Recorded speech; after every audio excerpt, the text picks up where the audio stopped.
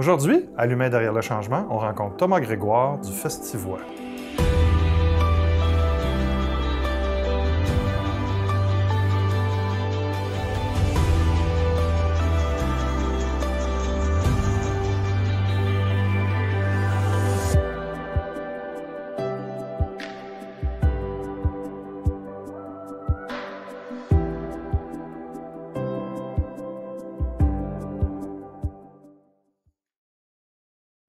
Bonjour, je suis Stéphane Parent, directeur général d'Espace OBNL. Espace OBNL, pour ceux qui ne le savent pas encore, c'est un endroit où on informe, on regroupe et on inspire les gestionnaires d'OBNL.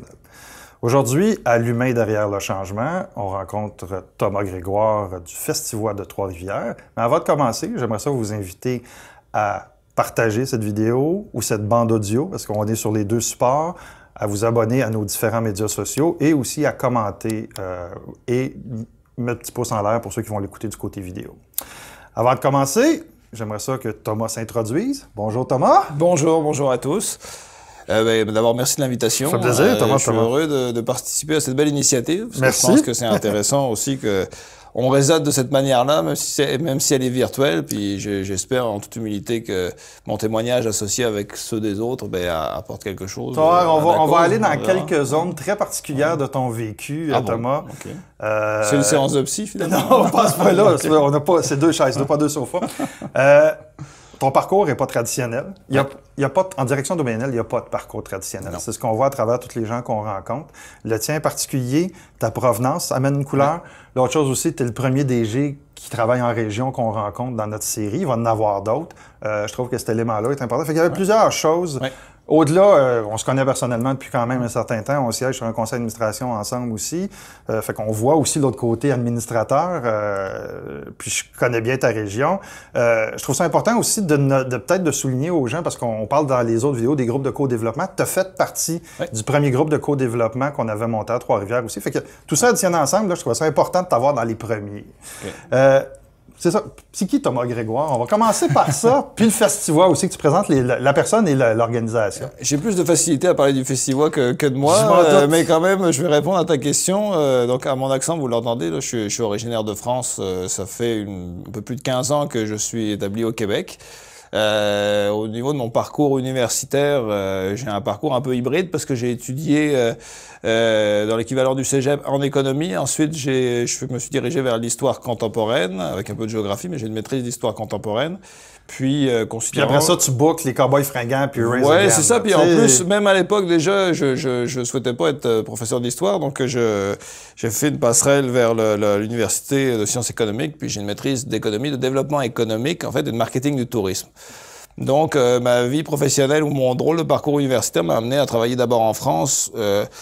Pour des entreprises de la décoration, ce qu'on appelle un peu ici les métiers d'art, mais en France qui est une grosse industrie, où j'ai la dynamique des artisans à cause de toute l'histoire est différente. Oui, exactement. Puis c'est un gros secteur, la décoration, d'abord tout ce qui est luxe, tout ce qui est décoration, le mobilier, etc. Puis moi, j'étais chargé d'aider les entreprises de la décoration de ma région à faire du meilleur business. Donc, je faisais des voyages d'affaires à l'étranger, des kiosques commerciaux pour ces entreprises. Bref, je travaillais toujours à mi-chemin entre la culture et puis l'économie. Puis j'ai décidé, pour des raisons personnelles, de vivre au Québec. Et le Québec m'a accueilli et avec plaisir, j'ai pu développer ma carrière ici. Puis quand je suis arrivé à Montréal. Évidemment, je repartais à zéro, ce qui est bien normal quand on change de pays.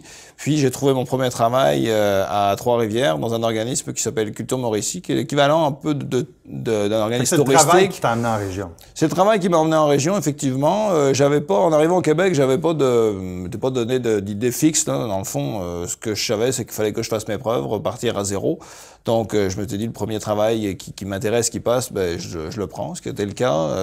Culture Mauricie, c'est un organisme qui est équivalent à Tourisme Montréal ou Tourisme Mauricie, mais qui sert les entreprises et les artistes de la région. Donc j'ai commencé comme ça, puis pour connaître aussi un peu plus de monde dans la région, il y a deux activités qui sont essentielles. Un, le sport, et puis deux, le bénévolat.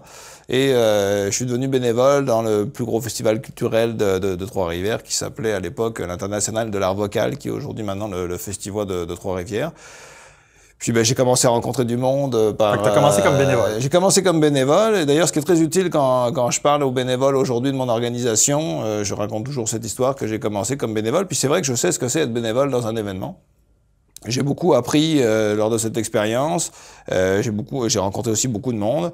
Puis de fil en aiguille, les années passant, à un moment donné, j'ai fait partie du comité de programmation du festival. Là encore comme bénévole, j'imagine qu'ils voulaient une touche française dans la une touche exotique dans la programmation. Puis le directeur général de l'époque, Stéphane Boileau, à un moment donné, il y a un poste qui s'est libéré de directeur adjoint, puis il m'a proposé le poste. On avait discuté beaucoup ensemble, il connaissait mon passé professionnel, le fait que j'ai travaillé à la fois dans le domaine culturel, mais aussi dans le domaine économique, qu'on partage des valeurs communes. Puis il m'a fait confiance et il m'a donné l'opportunité de travailler dans ce beau festival. Je me suis occupé principalement au début de tout ce qui était marketing, commandite, subventions, etc. On a structuré ça, l'événement a grandi. Je suis devenu directeur général adjoint, puis à un moment donné, quand Stéphane est parti, le conseil d'administration m'a proposé le poste de directeur général du festival, un poste que j'occupe depuis septembre 2014. Donc déjà 6 ans presque. Ouais. Le festival, il y a 6 ans, le festival maintenant, c'est plus le même événement, là. Oui, c'est vrai qu'on a connu, je dis on parce que c'est un travail d'équipe, hein, on fait jamais rien tout seul dans la vie, puis je leur dirai beaucoup dans mes réponses à tes questions parce que j'ai la chance d'être entouré d'une super belle équipe, donc on a connu une super belle progression effectivement au cours des dernières années, mais qui naissait aussi de ce qui avait été fait avant. Dans le fond, c'est un grand processus, un festival. Le Festivois, ça va être la 27e édition cet été. On est passé d'un événement qui était très local, très Trois-Rivières, on va dire, et puis ensuite qui était plus régional, puis qui a pris maintenant une dimension beaucoup plus provinciale. On accueille aussi à la fois des artistes de l'étranger, mais aussi des festivaliers de l'étranger de plus en plus. Mais c'est vrai que je dirais même depuis les 3-4 dernières années, une progression très importante. Juste pour donner un exemple, notre achalandage a augmenté de 49,4% depuis 2016. On est passé de 205 000 visiteurs à 305 000 visiteurs. Notre budget est passé de 2,6 millions en 2016 à 4,2 millions pour l'année 2020. Donc, tant mieux, c'est bien, c'est une super belle progression, on est content. Puis c'est, comme je le disais, une œuvre collective, les équipes, les bénévoles, les partenaires, etc. Un des aspects sur lesquels je veux t'entendre, parce qu'il faut combiner la progression. Le Festivois, dans l'écosystème de festivals au Québec, il y a quelque chose de particulier. C'est peut-être l'événement qui est plus impliqué socialement dans sa communauté. Oui. J'aimerais qu'on parle des initiatives, mais j'aimerais aussi qu'on parle à quel point cette implication sociale-là, en dehors de la programmation, là, puis on va donner des exemples concrets, ça a contribué à cette croissance-là. Puis que les deux, croissance et implication sociale, peuvent être de pair aussi. Oui, tout à fait. Mais dans le fond, d'abord, une des missions premières de l'événement, c'est de rendre la culture accessible à tous. Donc déjà, en partant, le lien avec la communauté, d'offrir la culture dans des conditions super favorables, c'est déjà une application. Puis aussi, on dit souvent qu'on travaille avec et pour la communauté.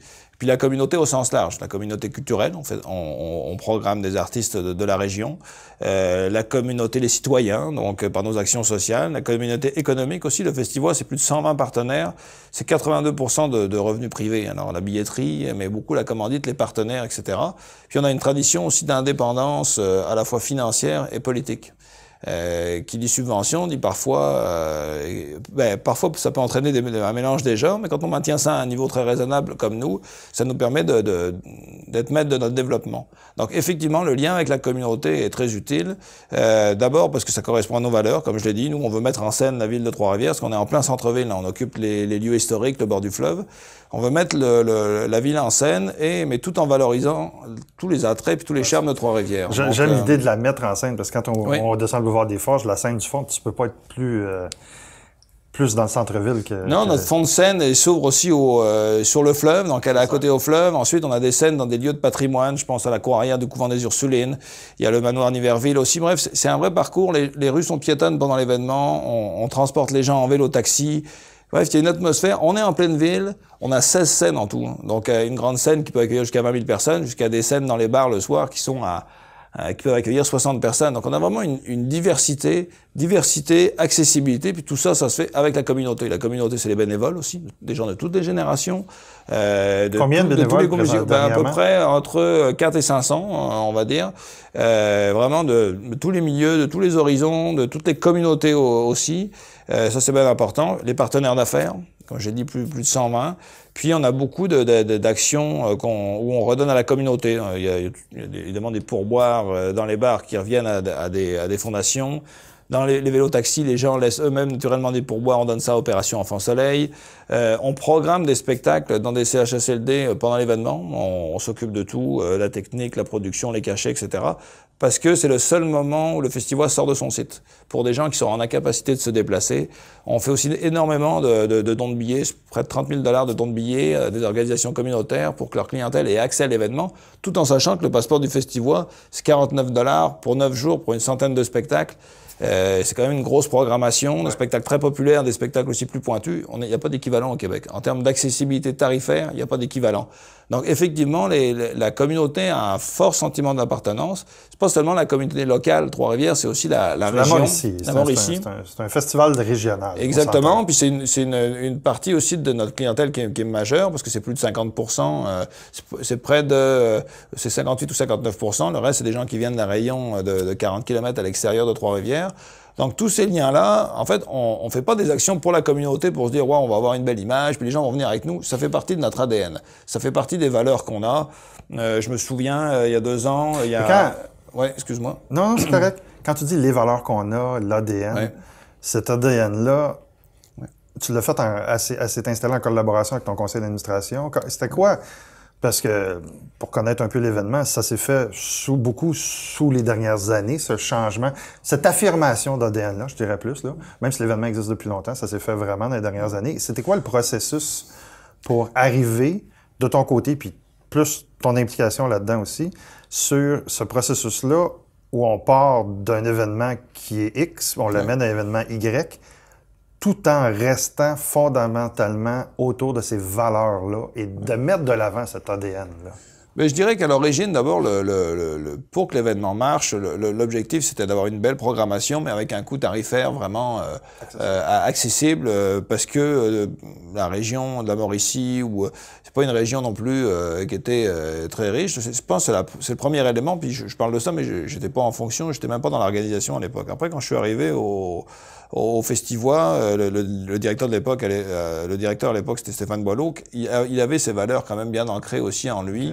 Le développement durable, on a commencé en 2007, donc c'était sous sa gouverne. Puis les bénévoles aussi nous ont donné, on avait toujours eu beaucoup de bénévoles, et les gens aimaient l'événement, etc. Donc nous ont donné cette ligne-là. Puis avec les années, l'événement progressant, ça a été vraiment une démarche consciente. C'est-à-dire, entre ce qu'on faisait d'une manière, non organisée ou non planifiée, d'une manière plus théorique, ben on le faisait naturellement. Puis là, on a commencé à dire, OK, là, nous, on veut continuer là-dedans, puis ça nous apporte des choses positives. On est fiers de cette mission-là. On a grandi en termes d'indépendance, comme je disais, financière aussi. Et puis, on s'est dit, OK, on a besoin de travailler avec la communauté. Chaque année, comme dans tout ce qu'on fait pour l'événement, on se remet en cause, puis on dit, qu'est-ce qu'on va faire de nouveau cette année? Il y a quand même un challenge, dans le fond, de se dire, OK, l'an dernier, on a fait telle action sociale, on les maintient, puis on en développe d'autres. OK, au niveau de l'écologie, on les maintient, mais on en développe d'autres.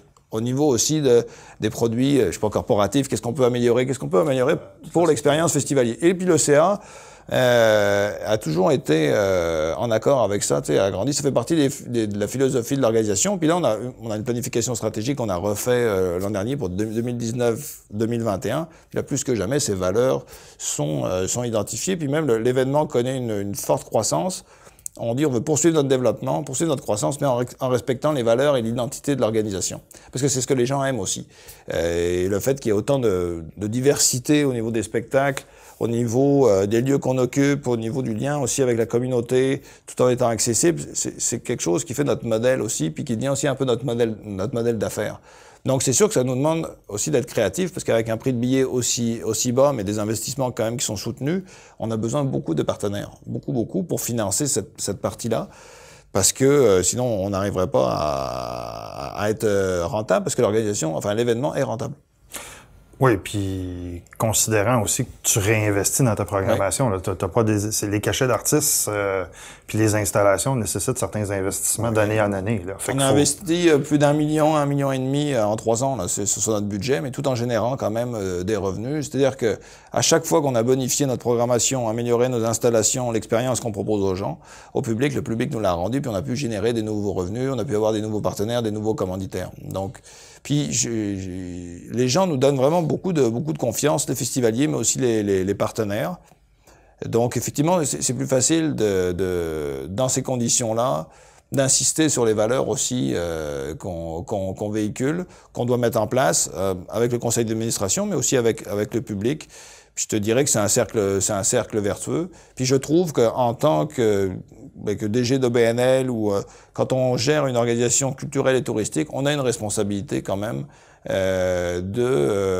d'avoir plusieurs objectifs qui sont à la fois des objectifs de rentabilité, de succès, mais aussi des objectifs de sens. Dans le fond, c'est important de proposer de la culture, de mon point de vue, puis du point de vue du CA, puis de l'équipe, vraiment accessible à tous. Oui, on fait des artistes populaires, mais on va faire en sorte que les gens découvrent des artistes qu'ils connaissent moins. Donc, il y a des parcours qu'on arrive à faire avec des artistes. Une année, ils sont sur une petite scène, l'année d'après, ils sont sur une plus grande scène. Il y a des premières parties des artistes de la région. Si on aime Marc Dupré, en première partie, on va mettre un artiste un peu plus qui est plus sur une musique émergente pour que les gens apprennent aient la chance en fait de découvrir des artistes qu'ils n'ont pas forcément le loisir d'écouter dans des radios plus commerciales, etc. On a une responsabilité. Puis c'est important. On dit souvent la bienveillance dans les politiques de ressources humaines aujourd'hui, mais la bienveillance dans le produit qu'on offre. Nous, ce qu'on fait, c'est du positif. Puis il n'y a pas tellement de moments dans l'ère moderne où les gens de plusieurs générations peuvent se réunir ensemble, collectivement, pour quelque chose de positif. Mais ça, c'est le secret du festival en général. Exactement. Donc, c'est le succès de l'événementiel au Québec, c'est surtout cette force-là aussi. Exactement. Nous, on dit souvent, c'est un soir d'été au bord du fleuve, où on rencontre des gens, des amis ou des gens qu'on connaît pas. Là, on va avoir une facilité à se parler, à se découvrir. Tu sais, on laisse de côté tout ce qu'on peut avoir dans l'année. Pendant un festival, c'est un moment positif, donc on a une responsabilité par rapport à ça. Festival, c'est souvent la direction d'un festival, c'est comme directeur principalement, c'est devenir l'emblème, la voix et la face du festival. Je sais que dans la communauté, tu peux te faire accrocher à l'épicerie, les gens te connaissent, les gens, il y a eu des moments plus difficiles médiatiquement parlant. Je pense entre autres à l'épisode sur l'équité dans les programmations. Comment on vit ça? Parce que ça fait, la plupart du temps, être sur la place publique, ça fait pas partie du contrat d'embauche, mais ça vient avec. Puis surtout quand il y a du contexte qui est négatif, puis qu'il y a une pression médiatique qui est en émergence, qui cherche du négatif aussi. Là. Oui, tu as raison sur ce que recherchent les médias ou l'angle qu'ils vont choisir sur certains dossiers. Dans le fond, d'abord, la première chose, c'est qu'il faut pas être naïf par rapport à ce que les médias recherchent. Donc, c'est vraiment se préparer. C'est une logique d'organisation, mais moi, j'ai une directrice d'Ecom qui vient du monde des médias. C'est un choix volontaire. Là. Puis quand décider de l'engager, c'est aussi pour qu'elle nous accompagne là-dedans dans le processus pour qu'on se prépare adéquatement. Puis aussi pour qu'elle puisse me former sur certains aspects justement du langage au niveau public, comment réagir, comment s'adapter. Donc en général, il faut toujours s'entourer de gens forts. Là.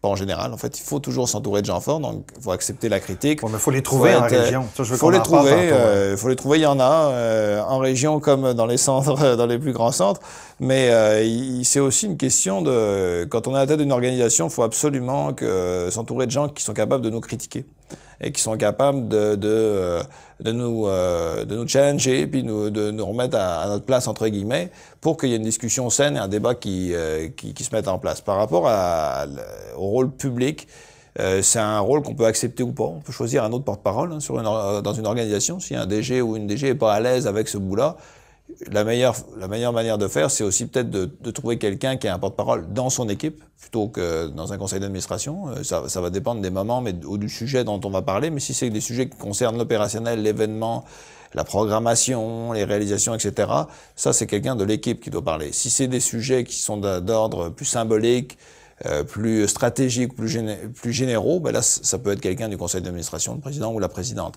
Mais là encore, il faut définir une personne qui parle. Quand c'est le DG, effectivement, il faut faire attention à ça. Il faut être lucide par rapport à ses interventions, pas hésiter à se faire critiquer, puis se préparer. Il n'y a pas autre chose que de se préparer. Puis les médias, quand ils appellent, on n'est pas toujours obligé de répondre en direct. Là. On peut dire, OK, c'est pour quel sujet, on va vous revenir, on va travailler. Ça c'est la clé. Puis ensuite, la pression qui fait qu'effectivement, notre travail est jugé sur la place publique, ce qui est l'aspect, je dirais, le plus difficile. Il y a pas beaucoup de métiers où les gens se font juger sur la place publique, à la fois par des médias. Je te dirais, en général, les OBNL, tu sais, je regarde les différents, ce qu'on voit dans les médias dernièrement, là, de plus en plus, là, tu sais, du défi Pierre Lavoie à aller... Exactement. À Montréal, on a le dossier des marchés publics, il y a eu le dossier des maisons de jeunes à Mirabel, le dossier du sérum à Saint-Hyacinthe. C'est présentement, le journal, les journaux se contentent de beaucoup d'histoires reliées au milieu des OBNL. Là. Oui, ça c'est vrai. Sur beaucoup de cas, puis sans nécessairement comprendre comment ça fonctionne. Tout à fait. On l'attaque, mais... Oui. Mais je pense que la transparence, je pense que c'est pire du fait qu'il y a souvent de l'argent public qui est impliqué à une certaine mesure ou à une certaine... Fait qu'on dirait que monsieur, madame, tout le monde, vu que c'est de l'argent qui sort de leur poche, a un regard qui est différent que si on parle d'entreprise privée. Là. Mais moi, ça me choque pas que les gens ils se questionnent quand il y a de l'argent public investi. Bien au contraire, je trouve que c'est sain. Je pense que la meilleure manière de faire, c'est la transparence. Nous, on communique souvent, je sais, c'est pas quelque chose qui se faisait, où on communique sur nos chiffres. Les journalistes peuvent leur dire, des fois ils questionnent, mais venez voir nos états financiers, ça va me faire plaisir de vous les expliquer. On n'a pas de problème avec ça, au contraire, la transparence c'est important, l'explication. Après, c'est un truc que tu devrais donner à certains autres promoteurs de festivals.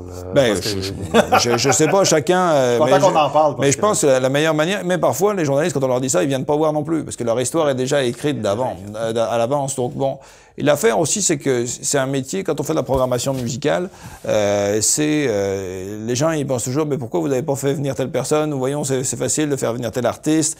Il y a un côté un peu parfois, rarement, mais toujours sympathique, un peu gérant d'estrade, quoi. C'est-à-dire que c'est un peu le bout qui peut être un peu difficile quand on organise un événement ou musical ou autre. Ah ben voyons non, pourquoi vous n'avez pas mis de la toilette ici? Et c'est un peu ça parfois qui peut, même par rapport à l'équipe, en général, quand on répond sur les réseaux sociaux, on a de la chance quand même au festival.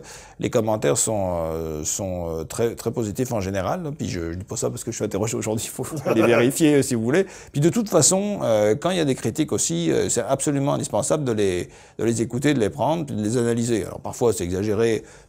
Elle mérite pas forcément d'être retenue, mais parfois, oui, elle mérite d'être retenue, parce que il y a une perception, puis une perception elle est toujours bonne. C'est ce que les gens ressentent. Donc après, comment on fait pour corriger ça, s'adapter? Donc effectivement, il faut savoir intervenir publiquement quand il faut le faire. Il y a un temps pour ça. Le festival, on a de la chance qu'il y a des temps d'annonce, puis ensuite il y a le temps du festival où on apparaît beaucoup dans les médias. Mais il faut savoir aussi fermer ce passage-là, pour plus s'isoler, puis parce que c'est pas, ça dépend des gens, mais dans mon cas personnel, c'est pas quelque chose que j'apprécie particulièrement d'être dans les médias régulièrement. Je suis fier de représenter mon organisation. Le jour où je sentirai que je suis plus pertinent pour le faire, mais s'il y a quelqu'un que j'estime qui portera le message peut-être mieux que moi dans mon équipe, etc., ben, je le ferai, puis je garderai quand même toujours le droit de parole en tant que directeur général sur des sujets évidemment fondamentaux, parce que c'est la responsabilité qu'incombe quand même un directeur général. Mais ça, c'est ça, il faut si on va faire attention. Un petit peu dans la même veine. Il faut pas être seul là-dedans. Faut être accompagné. Ouais, ça aussi c'est intéressant comme d'aller chercher de l'expertise. Oui, parce que c'est pas toujours interne. On peut perdre de la lucidité pendant un événement. On dort très peu, on a beaucoup de pression, etc. Donc, sur des moments à chaud, etc., si on n'échange pas avec des gens compétents dans l'équipe, s'il n'y a pas des avocats du diable, si on fait pas ce travail-là, ça se peut qu'on réagisse pas forcément de la manière appropriée face aux médias. Donc, c'est important de le savoir. Dans la même ordre d'idée, un festival de la grosseur du Festivois, une organisation de ce grosseur-là, veut pas, ça l'a... l'œil du public est concentré, mais ça a des répercussions aussi dans la vie politique d'une communauté. Oui. Donc, je sais que tu as des administrateurs qui sont des élus. Oui. Comment tu gères personnellement tout le relationnel politique et tout tout ça, là? Mais en fait, par rapport aux administrateurs qui sont élus, à l'origine, le festival a été une création de la ville, ensuite est devenu une corporation paramunicipale, puis ensuite est devenu un OBNL complètement indépendante, et où effectivement la ville nommait 4 personnes, 2 conseillers municipaux, puis 2 de la société civile, parce que c'était un partenaire important. Avec les années, on a changé nos règlements généraux, en accord avec la ville aussi, pas en confrontation, mais en accord. Et au jour d'aujourd'hui, la ville ne nomme plus personne sur notre conseil d'administration.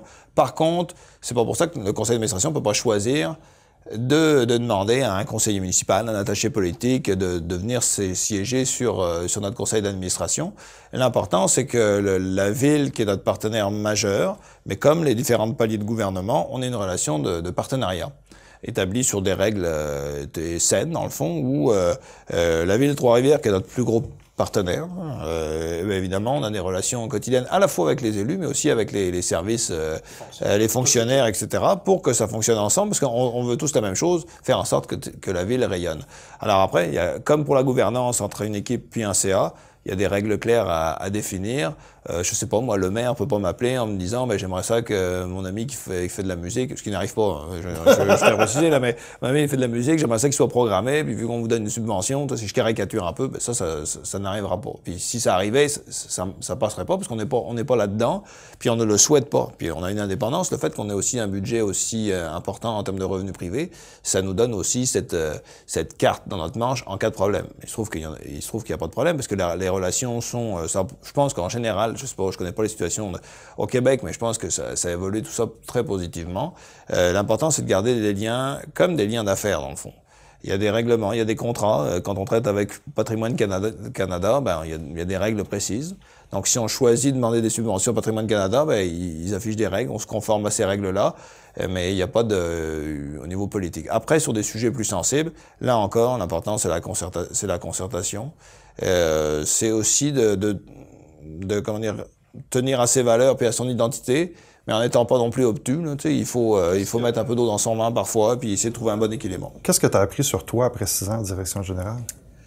C'est une bonne question. Il y a plein de choses que j'ai appris. D'abord, essayer de relativiser, parce que c'est un travail qui est très exigeant, puis aussi dans lequel on s'engage avec passion. Et il y a tellement d'éléments qu'on voudrait développer, maîtriser, améliorer, que ça peut être très... Donc un peu de détachement et de... Un peu de détachement. Pas de laisser aller, mais de... Ouais, c'est ça, de lâcher prise. Puis essayer je dirais, que le nombre d'heures travaillées ou d'avoir la tête dans le guidon, je sais pas si c'est une expression que je peux employer, mais c'est bien parfois, mais d'autres fois c'est pas bien. Il faut avoir de la lucidité, de la réflexion. Ce que j'ai appris, ou ce que je savais un peu, mais ce que j'ai pu vérifier, c'est que c'est ça, je l'ai dit tout à l'heure, être entouré d'une équipe, être entouré de gens forts, puis les écouter, puis pas hésiter à transformer ces pratiques de gestion en fonction des individus qui sont autour de nous, qui travaillent avec nous. Ton travail te demande de faire énormément de mobilisation. Oui. Mais tu es seulement dans la région depuis une dizaine d'années. Oui. Qu'est-ce que tu as mis en place à travers ces 10 années-là, ou 12 ans, une quinzaine d'années, oui. Au Québec, 15 ans? Oui. Trois-Rivières aussi, je suis resté 6 mois à Montréal. Disons 14-15 ans. Ouais. Qu'est-ce que tu as mis dans ton coffre à outils pour être capable d'aller mobiliser tous ces gens-là et d'établir ta crédibilité en région, puis même que tu viennes de France ou pas, quelqu'un qui arrive de l'extérieur d'une région, comment il fait pour se créer un tissu et d'aller chercher cette crédibilité-là aussi en même temps? Il y a plusieurs aspects à ma question, là. Mais en fait, il faut chercher à s'impliquer. S'impliquer évidemment dans son organisation, mais aussi dans... Tu trouves le temps comment?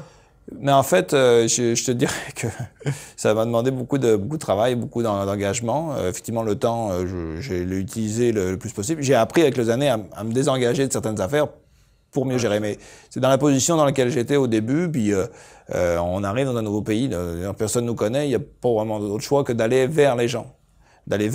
Donc par le biais, comme je l'ai dit, du sport, du bénévolat dans les organisations, puis ensuite, dans le cadre de mon travail, l'avantage d'un événement, c'est qu'il touche à la fois le milieu culturel, donc je me suis engagé dans le milieu culturel, dans le milieu touristique, je me suis engagé aussi dans le milieu touristique. Quand je dis m'engager, c'est-à-dire faire partie des associations touristiques, des fois sur les conseils d'administration, etc. Présentement, tu sièges événement Attraction Québec, tu as été au conseil d'administration de Tourisme Mauricie.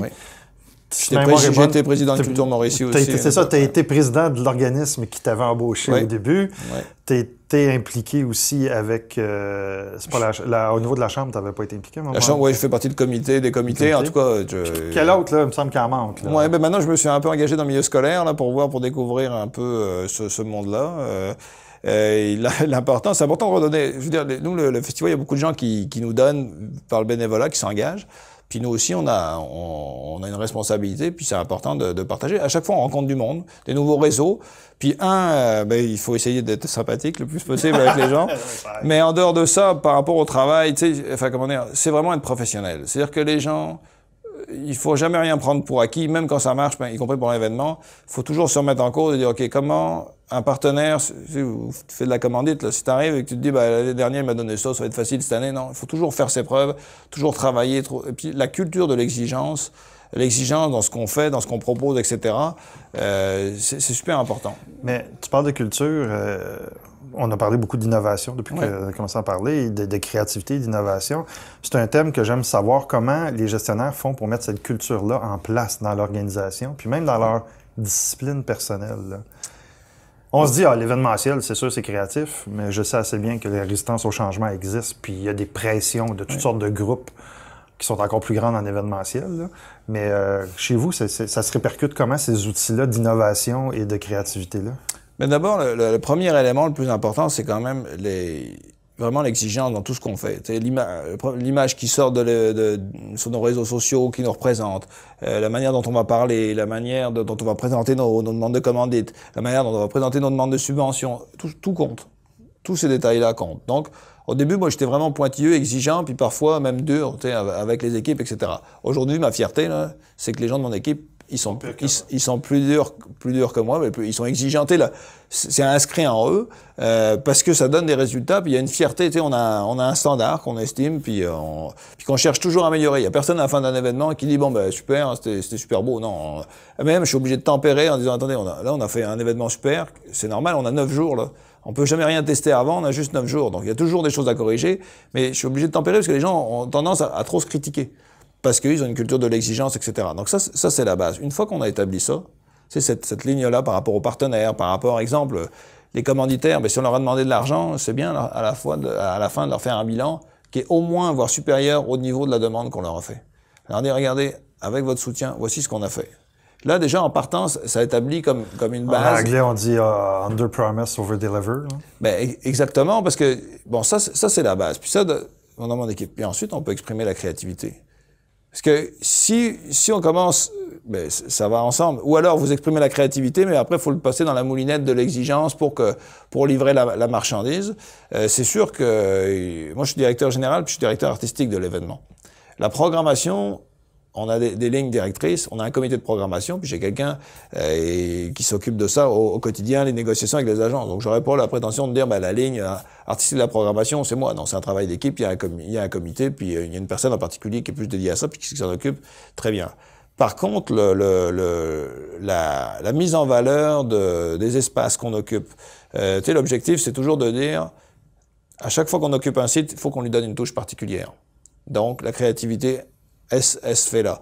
Ensuite, dans nos visuels, chaque année on change nos visuels, nos affiches, etc. On cherche toujours à être en avance, innovant, etc. Puis en fait, tous les gens de l'équipe de permanence, puis les gens qui joignent à nous, en fait, c'est des gens d'événementiel. Ils veulent que ça change tout le temps. À la fois, ils sont, non, là il y a trop de changements, pas il y a trop de changements, mais on a fait trop de nouveautés cette année. C'est un truc de fou. Franchement, faut qu'on arrive à se calmer. Puis dès que l'événement s'est passé, qu'on s'est reposé, cette année, c'est quoi qu'on fait, qu'est-ce qu'on change, qu'est-ce qu'on fait comme nouveauté, etc. Donc la créativité, elle fait partie de ce qu'on fait. Puis comme je disais tout à l'heure, le développement durable, parfois on a fait ça, qu'est-ce qu'on peut faire de nouveau? Tu sais, en fait, c'est un peu comme les réseaux sociaux au début. Je me souviens, moi j'intervenais des fois dans les congrès en disant, nous le festival, on a été sur les réseaux sociaux très tôt. Puis les gens disaient, mais comment vous faites pour avoir du temps, pour faire des publications Facebook? Puis j'expliquais que, on part le bal, puis ensuite, tout ce qu'on fait, on l'a intégré à nos pratiques. Donc, ça fait partie de nos tâches quotidiennes. Dans le fond, c'est pas un truc en plus, ça fait partie de ce qu'on fait. L'innovation, c'est la même chose. L'âge moyen de l'équipe chez vous, c'est assez jeune. Oui. Dans les permanents, là, on s'entend. Ouais, ça doit être dans les permanents. Mais maintenant, parce que quand même, chacun vieillit, mais disons une trentaine d'années. Mais c'est vrai qu'aussi, on a beaucoup de stagiaires, beaucoup de jeunes qui étaient en stage chez nous, qu'on a gardés, puis qui sont maintenant des employés permanents, parce que l'équipe a grandi. Donc oui, on a vraiment une belle dynamique. Mais je dirais, je pense à mon conseil d'administration, où là, tous les âges sont représentés. C'est vraiment une volonté d'être sans cesse en mouvement. Et je dirais en plus qu'on n'a pas le choix. Hein. C'est un milieu qui est très concurrentiel quand même. Puis les événements qui se renouvellent pas, qui cherchent pas à innover dans leurs pratiques, je pense que c'est pas très bon pour eux. Donc, en fait, dans tout ce qu'on fait, il n'y a pas un sujet où on se dit pas, tiens, comment on pourrait changer, comment on pourrait pas évoluer, innover, puis comment on pourrait pas donner une touche artistique à ça aussi. Tu sais, il faut qu'on fait un événement culturel avant tout. Puis dans ce que j'ai appris, au fil des années, c'est de m'autoriser ou autoriser aussi à faire entrer plus de folie, plus d'artistique aussi dans ce qu'on fait. C'est plus facile quand ça marche bien. Okay. Quand un événement fonctionne bien, que les chiffres sont là, là, on peut plus oser prendre des risques, etc. Puis mettre ça en marque là-dessus. Aussi. Oui, exactement. Puis tu as la possibilité d'investir. Puis après, tu sais, moi, c'est sûr que je m'occupe encore de tout ce qui est visuel, tu sais, avec Cyril Faré, qui a une compagnie, mais avec qui on a un lien fort, des références communes, puis on se comprend. Mais je veux dire, si un jour j'ai plus d'idées là-dessus, il y a quelqu'un d'autre qui va le faire. Là, c'est ça aussi. Hein, c'est que, tu sais, je fais encore la mise en scène des cocktails ou de certaines affaires ou de l'aménagement des sites, mais pour moi, c'est comme un bonbon, quoi. C'est un bonheur. Tu t'es gardé des petites choses. Exactement. Mais par contre, j'espère qu'on va me le dire ou que je m'en rendrai compte le jour où ce sera plus pertinent que je fasse ça, là. C'est ça. D'où l'importance de s'entourer pour dire aux gens, comment c'était, là. Tu sais, moi, je suis très critique envers ce que je fais, là. Je suis très exigeant, mais c'est important que les gens autour le soient aussi, puis inversement. Le débat doit être dans une organisation, le choc des idées, dans des bonnes conditions, là. Il y a un temps pour débattre. Puis une fois qu'on a décidé, qu'on a fait un compromis, mais ensuite tout le monde doit être solidaire de cette idée. J'aimerais que tu me parles de ta relation avec ton conseil d'administration. Oui. C'est quand même, ça a dû être, quand tu es arrivé en poste, comment tu as trouvé tes premiers contacts? Puis je sais que ça faisait déjà un bout de temps que tu étais dans 2 OBNL, là, oui. Mais là, tu avais des responsabilités face au conseil d'administration. Ça devenait, c'est plus juste dans ton miroir, là, c'est direct en avant de toi. C'est vrai que j'ai eu la chance, de faire partie de conseil d'administration, voire d'en présider un avant d'être DG. Puis aussi, j'ai été directeur général adjoint. Donc j'ai pu observer beaucoup de choses qui se sont passées entre le CA et le DG à une période qui était pas facile, ou à cause d'un contexte politique, justement, à cause d'un conseil d'administration où les gens étaient nommés pas seulement pour les compétences, mais parfois aussi par récompense pour service rendu. C'est ce qui est fréquent en événementiel, là. Donc là, j'ai pu observer ça. Donc moi, en partant, quand on m'a proposé le poste, j'ai tout de suite dit, moi, c'est sûr que je veux de l'indépendance politique, financière et politique, puis je veux pas que ça... Donc on va traiter, comme je te dis tout à l'heure, le lien avec les partenaires politiques d'une manière professionnelle. On règle jamais sur la place publique non plus, ça, jamais dans les médias, etc. C'est comme des règles. Et ensuite, je veux qu'il y ait cette indépendance-là. Puis ensuite, je voudrais qu'on améliore l'organisation, la gouvernance, qui n'était pas optimum, donc que des gens, les nouvelles personnes qui rentrent sur le CA soient nommées plus par compétence. Et donc, ensuite, c'est ce qu'on a réussi à faire, des nouvelles personnes qui sont rentrées. Tu t'es mêlé de gouvernance. Mais en fait, moi, j'ai dit, voici le mode, comment je vois, puis il se trouve qu'autour de la table, la majorité des gens étaient d'accord, donc le processus s'est enclenché, dans le fond, à cause il y avait comme une situation de crise qui avait été vécue, que personne ne voulait revivre. Donc moi, c'était un peu mes conditions, une des conditions en disant, moi, je veux travailler sereinement, puis 2, il faut travailler dans les bonnes conditions. Il se trouve aussi que ma première année a été une année qui a été très réussie, comme celle qu'on suivit. Là. Je touche du bois pour que ça continue. Mais donc, ça donne aussi une crédibilité pour asseoir ces changements. Puis ensuite, il y a des gens qui ont été recrutés par un comité de candidature qui a été mis en place par le CA. Puis on s'est retrouvés avec architectes, avocats, etc. Puis là, ces gens-là ont travaillé fort pour changer des règlements généraux, pour que la gouvernance soit vraiment de plus en plus optimum. Donc toujours avec la même ligne, le professionnalisme. Tu sais, dans le fond, il ne s'agit pas de dire le DG doit plus décider que le CA, etc. Non, il faut faire dans les règles de l'art pour qu'on soit l'organisation la plus professionnelle possible. L'événementiel, au fil des années, c'est professionnalisé. Ouais. Puis les exemples qui fonctionnent très bien, chez Spectra, le Festival d'été de Québec ou d'autres, c'est des organisations qui sont très professionnelles. Donc, il faut toujours regarder vers le haut. Jamais... et on est OK, là, nous, on est là. Comment on fait pour passer des caps? Puis on est tout le temps en mouvement. Ça fait 3 fois qu'on change des règlements généraux en l'espace de 4 ans. pour que ça corresponde à l'évolution de l'événement. Je te parlais des conseillers municipaux qui sont plus nommés par la ville. La force que le Festivois a gagné, puis en même temps, l'évolution de la politique municipale a fait que cette discussion-là était possible, qui n'aurait pas été possible 5 ans avant. Puis ça se fait dans les règles de l'art. Puis c'est pas du tout une défiance, comme je disais, par rapport à la ville, c'est que nous, on veut... Un EBNL qui a plus de 80% de financement privé n'a pas spécialement à avoir d'élus municipaux qui sont là, normalement, non pas en tant qu'élus, parce que quand ils siègent sur un conseil d'administration, ils sont là pour défendre les intérêts de la corporation. Donc là, on se retrouvait dans des situations difficiles. C'est ça qu'il faut que les gens comprennent, c'est qu'à partir du moment où on siège, c'est dans la loi, sur un conseil d'administration, on est là pour représenter les intérêts de la corporation. Ça ne veut pas dire qu'on... Comment tu as appris tout ça? Qu'est-ce qui t'a accompagné à travers les 4-5 dernières années en termes de formation continue puis d'apprentissage de connaissances? Parce que t'arrives, c'est sûr que tu n'as pas appris la gouvernance d'OBNL ou du Québec à partir de la France. Là. Non, mais dans mes expériences, parfois sur des conseils d'administration, il y avait des formations là-dessus, plus ou moins avancées. Dans des congrès, dans des discussions avec des gens comme toi ou d'autres. On commence à se faire une idée. Puis après, il y a des règlements qui sont normés. Il se trouve aussi que ma présidente était une avocate, donc que je connaissais avant, mais aussi qui est évidemment très à cheval sur ces sujets-là, la gouvernance. Donc, a apporté à l'organisation sa crédibilité dans sa parole aussi quand elle parle de la gouvernance, etc. Donc, ça a permis vraiment de nous améliorer, le CA, et puis moi, en tant que DG aussi, pour essayer de bien camper les rôles. Alors, parfois, c'est pas simple. L'autre bout, c'est que la manière dont moi je voyais la gestion d'un événement par rapport à un CA, ma vision, instinctivement, par rapport à moi, comment j'ai envie de travailler, dans le fond, correspondait un peu à des lignes de gouvernance. Et ce serait pas ça, je pense pas que je ferais ce métier-là ou je ferais autre chose. J'ai besoin quand même d'avoir une forme de liberté, mais en même temps, je trouve ça super sain d'avoir un conseil d'administration avec qui on échange, qui a des visions, etc. Mais quand on part en planification stratégique, moi, j'ai une vision de l'événement puis que je présente, puis le CA a une vision. On débat, puis on arrive à quelque chose de commun. Mais si il s'avérait qu'on n'ait pas la même vision, il faudrait que nos chemins s'arrêtent. Puis ce serait le CA qui aurait, au bout du compte, le fin mot de l'histoire, puis ce serait normal. Tu sais, dans le fond, c'est le conseil d'administration qui donne la ligne, la vision stratégique, etc. Dans l'idéal, il faut qu'il recrute quelqu'un qui a à peu près la même vision, puis qui peut les amener à un autre niveau, mais il faut qu'il soit en accord. Moi, si un jour, on n'est pas en accord avec le conseil d'administration, je verrais pas ça comme une autre, c'est un chemin normal aussi. Il faut respecter aussi. En fait, chacun doit respecter son rôle. Il faut bien le définir, puis une fois qu'il est bien défini, il faut s'attacher à le respecter. Je pense que c'est ça, être professionnel. Qu'est-ce que tu as trouvé le plus difficile dans les dernières années?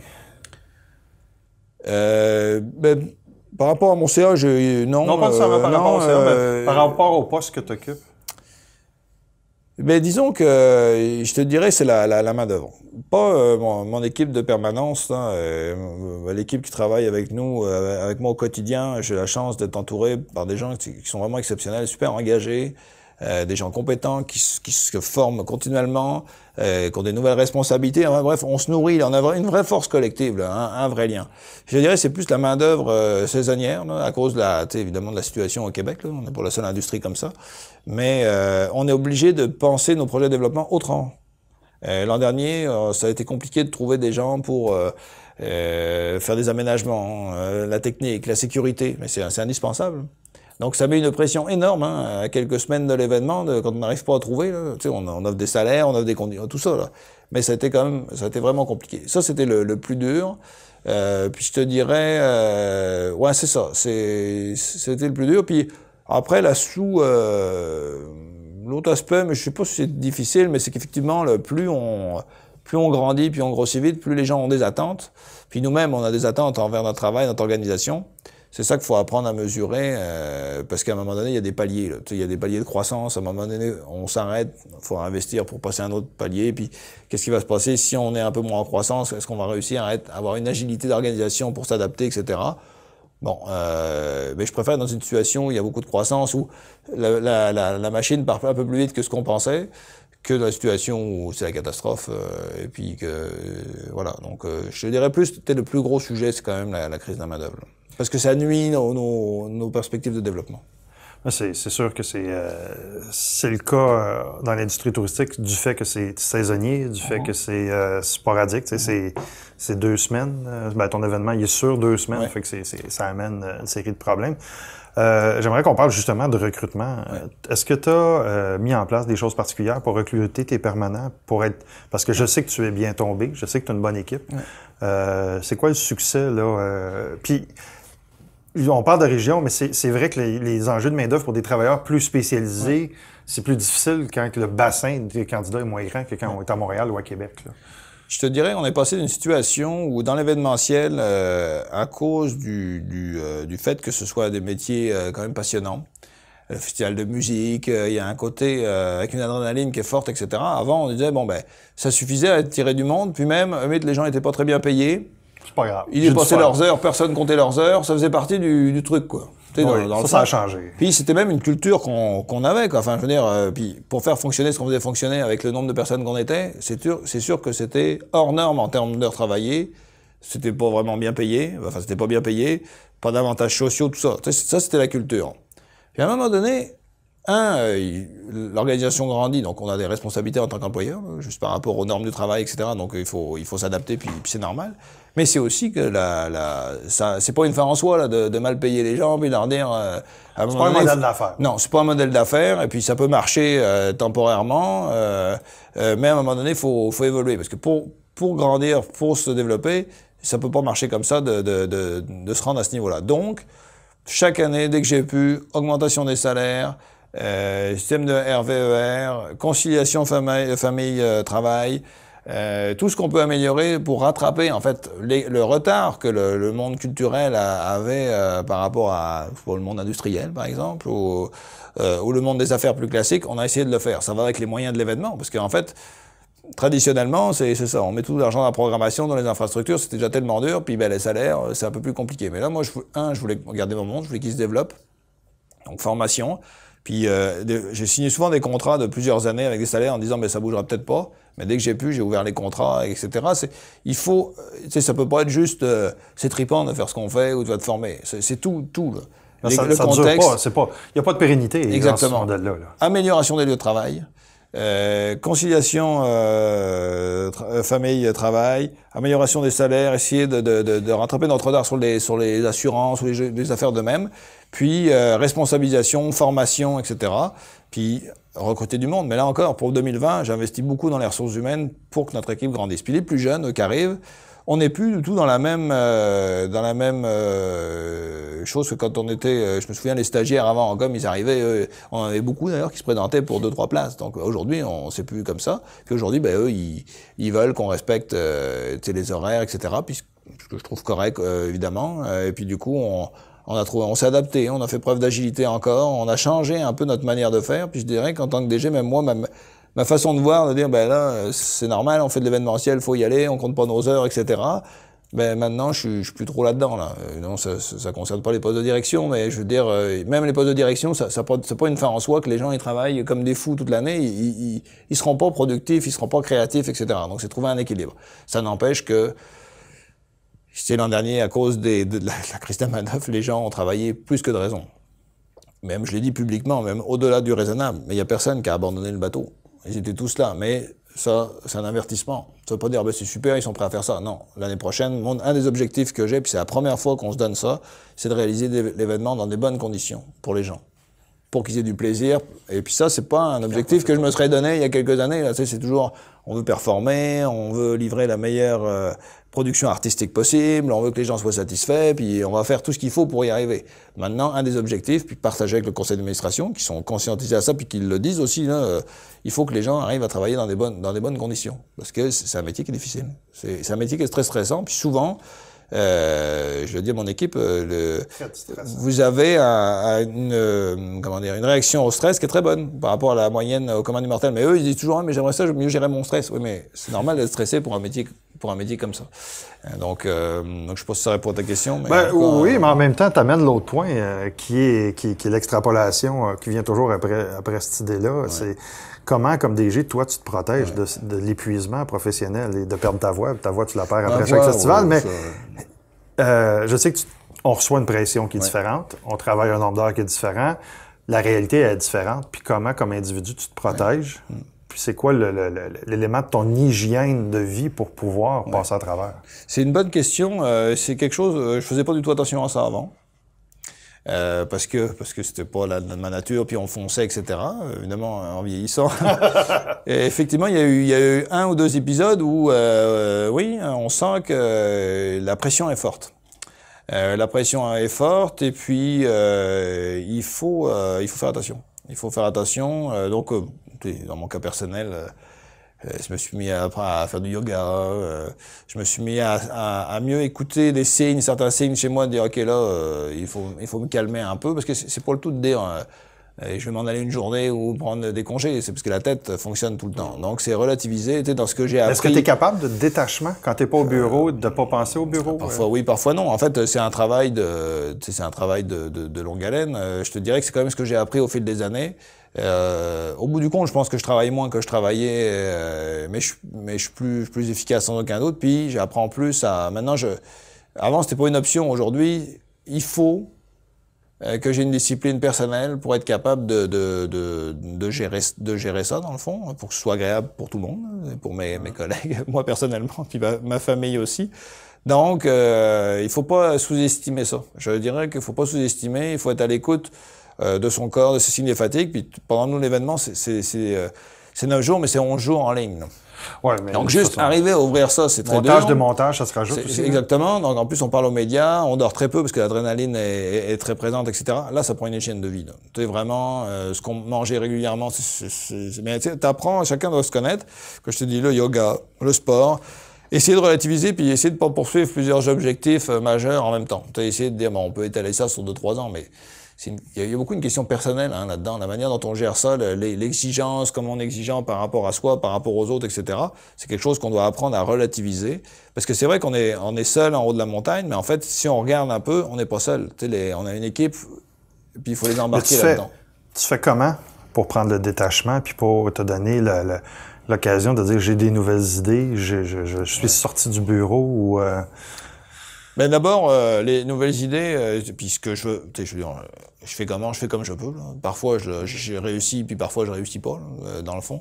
Mais avec les années, disons que j'ai toujours été, puis je le ferai toujours, été voir des événements, d'autres événements que le mien, évidemment, m'inspirer ici ou ailleurs, puis discuter avec d'autres organisations, le réseautage, l'échange, les liens avec les individus, ça c'est fondamental. Partager avec d'autres DG, tu sais, l'exemple de ce que tu fais aujourd'hui, de ton organisation, c'est un bon point, parce qu'effectivement, il y a parfois de l'isolement. J'ai fait du co-développement avec toi, puis avec d'autres aussi. On partage avec des chefs d'entreprise, d'autres milieux. On se rend compte qu'on a à peu près tous les mêmes mêmes préoccupations, puis des choses où on peut se déposer. Dans le fond, dire, bon, ben voilà, sur tel truc, ça va bien, mais tel truc, je me sens pas bon, ou je suis nul. Est-ce que comment vous voyez ça, etc. Donc ça, je pense qu'il faut avoir l'humilité de dire qu'on n'est pas toujours... le super héros, parce que d'abord ça c'est pas très productif, ça sert à rien, puis ça n'existe pas. Donc échanger avec ses collègues, savoir se déposer, puis s'inspirer de ce qui se fait ailleurs, etc. Puis avoir l'humilité de reconnaître que... tu es allé voir à l'international un peu aussi? Oui, je suis allé voir à l'international, c'est très très utile. D'abord, j'ai toujours fait, parce qu'évidemment vu que j'ai double nationalité, parce que je suis à la fois canadien et français, et canadien-français. C'est dans ma culture aussi d'aller voir. Et puis je pense qu'il faut, puis mon équipe aussi, je leur demande. Mais je te dis, avec l'évolution, j'ai fait beaucoup quand même suivi des formations au cours sur toutes sortes de sujets. Mais tu sais, le co-développement, même là, je serais rendu à une étape de ma carrière où je serais plus à la recherche de coach. Tu sais, dans le fond, de mentorat. De mentorat, parce qu'il y a une période, je pense, où on fonce vraiment tête baissée, parce qu'on veut faire nos preuves, on veut que ça marche, etc. Quelles que soient les conséquences. Puis il y a un autre moment, quand on vieillit un peu, je pense, je sais pas si c'est une question d'âge, mais on se dit, OK, maintenant j'ai besoin d'équilibrer l'ensemble de sphères pour tirer le meilleur de ce que j'ai appris, puis pour continuer à progresser. Ben, je suis plus dans cette phase-là, donc il y a une réflexion personnelle, mais je serais curieux puis j'ai eu la chance, tu sais, j'ai des gens que je connais qui sont dans l'événementiel, avec qui je peux échanger. Je donne un exemple, je pense à Daniel Gélina, qui a toujours été très généreux de ses conseils avec moi, ou de soutien. Tu sais, c'est une rencontre pour moi qui est importante, c'est une forme de mentor. Vous avez accédé aussi au regroupement des événements majeurs internationaux, où vous classez dans les grands du Québec, là. Peut-être que les gens ne le savent pas. Puis je pense que c'est un autre écosystème qui est intéressant aussi, là. C'est fondamental. Il faut te confronter à à d'autres organisations, d'autres pratiques, échanger, puis pour évoluer. Et puis ça, je trouve que Est-ce qu'on se livre assez? Est-ce que, je sais que toi, tu es assez transparent, mais avec les gens avec qui tu as interagi à travers, il y a beaucoup de gens qui gardent l'information. C'est drôle à dire, mais c'est un milieu relativement fermé, l'événementiel. Pas nécessairement compétitif, mais on veut pas trop donner ses secrets, on gère les choses de son bord. Mais moi, naturellement, c'est vrai que je suis transparent, puis il y a beaucoup d'organisations qui viennent nous voir, puis qu'on aide ou on leur donne de l'info. Par contre, ça s'arrête au moment où il faut que ce soit d'égal à égal. Il faut que ce soit, la confiance soit là. Moi, je peux donner ma confiance le jour où il y a quelque chose qui se passe, ben là, je retire ma confiance dans le fond. C'est aussi simple que ça, mais je pense il n'y a pas beaucoup d'intérêt à garder de l'information. Mais de toute façon, un événement va marcher en fonction de son identité. Puis il y a des choses qu'on peut partager. Nous, on le fait très bien en région avec des organisations comme, je sais pas, le Festival Danse Encore, le Festival Western de Saint-Tite, il y a l'amphithéâtre avec qui on parle aussi, puis au niveau provincial. Je pense que c'est intéressant de vous placer dans l'écosystème culturel. Il y a une grosse corporation de développement culturel et il y a une autre corporation qui s'occupe de d'autres événements, qui s'appelle la Corporation des événements. Fait que vous êtes dans un écosystème où vous êtes un peu un joueur particulier. Là. Oui, mais il faut se parler parce que, exemple, par rapport à la Corporation des événements, ils font de la programmation tout l'été dans l'amphithéâtre. Il faut pas qu'on joue sur le même registre au niveau musical. Donc on se parle, on va se donner de l'information. Mais c'est sûr que quelques mois avant, on se dit volontairement les pistes sur lesquelles on travaille. Oui, exactement. Puis je dirais qu'on discute aussi avec d'autres événements au niveau provincial, que je nommerai pas ici parce que, je veux dire, j'ai pas l'autorisation de ces gens-là pour dire, mais on a fait une réunion, on en fera d'autres pour travailler ensemble sur un créneau particulier de musique pour dire, OK, comment on peut se positionner pour faire des offres, en tout cas au niveau des artistes, etc. Chez nous, on a une culture de la concertation, de la mobilisation des partenaires, etc. Il faut juste être pro, puis être rigoureux, puis transparent dans la relation. Si ça ne l'est pas, ben là, on se recule. Le milieu artistique au Québec est particulier. Il y a un gros joueur qui vient de devenir encore plus gros. Je vais sortir un petit peu du volet au BNL, mais pendant que j'étais sous la main, je suis curieux de t'entendre sur ce qui s'est passé. Comment ça va affecter les festivals en région? Parce que ça va affecter Live Nation et Evenco ensemble. Comment ça affecte vos programmations? Puis qu'est-ce que ça amène comme défi? Mais de toute façon... Sais-tu que les cachets vont tout augmenter ou c'est la rarification des artistes qui va arriver? Mais les cachets augmentent déjà beaucoup parce que d'abord, le modèle d'affaires la consommation de la musique a changé. Évidemment, les artistes vendent plus de disques, ils sont plus en tournée, ils font les salles, ils font des festivals. Les salles offrent des billets. Tu sais, quand ils tournent en billetterie, les prix des billets ont nettement augmenté. Donc, il y a des gens, les fans, ils vont les voir, mais les autres, ils vont moins les voir. Donc, le festival, dans le monde entier, enfin, je veux dire, dans le monde occidental, les festivals, quand même, sont en croissance, il y en a qui poussent un peu partout, etc. Mais il y a des gros joueurs qui se regroupent, qui se mobilisent, etc. Donc, c'est un marché très concurrentiel. Nous, on en subit les conséquences aussi, parce que de toute façon, c'est ça, les coûts de production, les cachets augmentent. Les artistes qu'on aurait payés bien moins cher il y a quelques années, bon, ils sont plus chers. Donc, on se prépare à ça. Après, on pourra pas jouer contre ces gros joueurs-là. Donc, notre positionnement, c'est vraiment... c'est pas de dire, on a une scène jusqu'à 20 000. On me dit souvent, nous, on limite le nombre de passeports, je pourrais en vendre plus. Mais je souhaite pas changer de site. Mais la croissance aussi en festival n'est pas éternelle. Je regarde ce qui s'est passé avec le festival Ultra à Miami. Je regarde le dossier du Beach Club dans les dernières semaines. Je regarde les impacts que l'événementiel a sur le tissu d'une communauté. Parce qu'il y a des impacts négatifs, on s'entend. Il y a beaucoup de positifs, mais il y a des impacts négatifs aussi. Là. Comment on plafonne cette croissance-là à un moment donné? Ben c'est ça le défi, c'est que, tu sais, comme nous, l'expérience Festivois, c'est à la fois la programmation diversifiée, le coût, mais aussi les lieux qu'on occupe. Imaginons qu'ils disent, ben, on va avoir des plus gros artistes. Et la course un peu à l'armement, entre guillemets, là, tu sais, dans le fond, on veut s'aligner, etc. C'est ce que Québec a fait avec les plaines. Oui, et puis eux, ils ont le site qui leur permet ça, puis le bassin de population. Mais nous, c'est pas vraiment... On pourrait changer de site à Trois-Rivières, mais ça changerait la nature de l'événement. Je pense que ça suffit plus d'avoir une scène, un gros nom, et puis c'est tout. Tu sais, c'est une expérience globale. Donc, nous, on a choisi la diversité, l'accessibilité, la valorisation des sites. Ensuite, il y a plein de manières de faire de la croissance quand même en respectant, mais c'est notre manière de nous positionner, y compris contre des regroupements majeurs où de toute façon, on pourra pas, on n'aura pas le volume pour concurrencer ça. Est-ce que là-dedans, il y a des opportunités, des fois de partenariat, parfois des artistes qu'on peut récupérer? Oui, mais à partir du moment où notre programmation n'est pas basée sur un ou deux noms majeurs, ce qui nous mettrait vraiment en danger par rapport à ces gros joueurs-là, mais que c'est basé sur une diversité. Puis je l'ai dit dans les médias, l'an dernier, on a fait Offspring, qui était un gros nom pour nous. Puis cette année, on n'a pas de nom aussi grand public, aussi populaire. Par contre, chaque soir, on a des noms forts pour des groupes. Moi, j'ai dit, je préfère avoir plusieurs soirs pleins qu'un seul soir super plein, et puis les autres soirs moyens. Tu sais, ça n'a pas de sens. Ce serait un danger pour nous de nous positionner sur quelque chose de trop gros. Ça ne veut pas dire qu'on n'a pas d'ambition puis que notre budget de programmation n'a pas augmenté. Mais je peux pas, tu sais, on peut pas me battre contre des moulins à vent. Dans le fond, c'est des gros joueurs. On n'a pas d'influence là-dessus. La seule manière de faire, c'est de discuter éventuellement. On est en contact. Il y a quand même de la place sur le marché. On travaille avec les agences directement. Il y a une volonté de l'équipe là-bas, mais c'est sûr que ça a un impact. C'est sûr. C'est sûr que ça a un impact. L'événementiel, c'est un produit qui est fort au Québec. Oui. OK? Sauf qu'en même temps, là, il commence à avoir un problème de compétition, si on veut. Il y en a tellement, il y en a. L'expérience, moi, c'est le rôle de leadership que toi, comme individu, tu es capable d'avoir dans comment vous êtes, l'organisation va mouler. Je sais que tu me parles beaucoup de l'équipe, mais ta définition de ton rôle, où tu le vois, ton intervention dans la définition du produit. Oui, puis le produit, je l'amène pas juste sur ce qui est sur scène, je l'amène sur ce que c'est un festival. Là, c'est pas juste des spectacles, là, c'est plein de choses. Là. Mais je trouve que la responsabilité d'un DG ou d'un leader d'organisation, c'est de voir plus loin. C'est d'être capable de fixer un cap et de dire, OK, là, voici la situation, voici l'enjeu. Nous, comment là-dedans on se positionne? Donc, d'avoir une vision qu'on doit expliquer, partager avec l'équipe. Il faut que cette vision soit discutée aussi, challengée avec le CA, l'équipe, etc. Mais quand même, il faut savoir où tu vas. S'il y a une nouvelle personne rentrée en poste, ce serait écoute ton monde, mais aussi ta vision. Il faut que tu en aies une vision. Ça ne veut pas dire qu'elle doit être fixe, déterminée, puis que c'est ça ou c'est rien.